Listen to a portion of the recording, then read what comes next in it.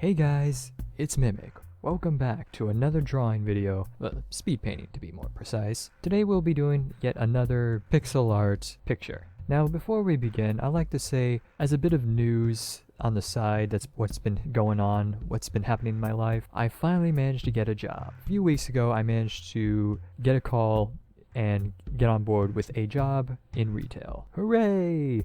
So yeah, I've been training for the last week or so to get used to the whole job market, but I mean not the job market, the job in question. So don't expect a lot of videos next month or so. Not next week or so, sorry. But that's a bit of good news. I no longer have to worry about my situation financially. And if my luck holds out, I'll manage to get a better job in the future. Because, right now it's just a part-time job. It'll help pay the bills. But what I'm really looking for is the full-time job. And if I can't find one, I'll eventually move up in the ranks to get a better one. Okay, enough about that. Just something I wanted to let you guys know just before we can continue on with the picture we have right here. So the picture you just saw before was just me drawing a person, no one in particular, just whatever I was drawing in my head. I want to draw a profile, something easy to do, so I decided to do a little thug-looking guy. So right now, you can probably see me drawing a book. Not just any book, a book reading a book. Bookception. Anyway, what I did here was use the symmetry tool within a sprite's program to essentially make it easier to draw the entire thing. Then I took the entire picture from that layer, shrunk it down to make the second book for the book to be reading.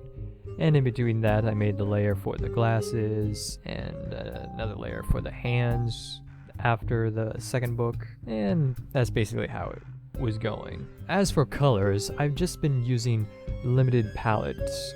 Limited palette from the Atari color palettes. And surprisingly, the Atari's color palette is a lot more than you would think. It's actually a lot more than the Nintendo palette, which, although it's been made years after the Atari, it has a lot less colors than what Atari has. I think it's due to because of the hardware limitations and differences.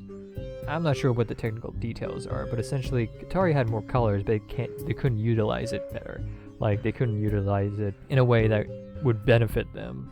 If I can remember correctly, in order to use the Atari's colors, I think you had 4 different colors in one grid, with the exception of sprites. And once you go beyond that, you can't add any more colors.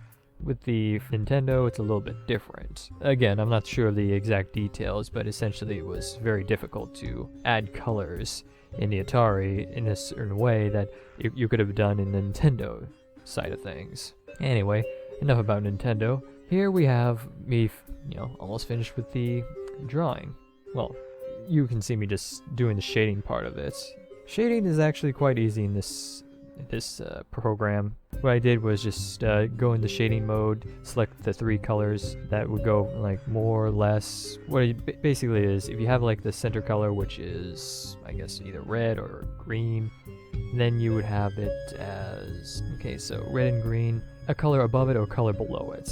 It will automatically go the color above as long as the mid color is the color that was before. It gets a little bit complicated, but it's easy once you get the hang of it. As long as the color that you're coloring in is the color that you color in, you will be able to make it go up or down in colors.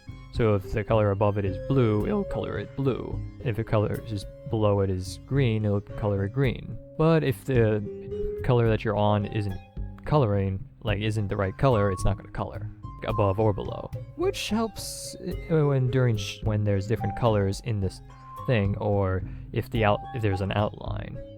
Anyway, that should be it for now. Tune in next time for more coloring shenanigans from me. This is Mimic, signing off.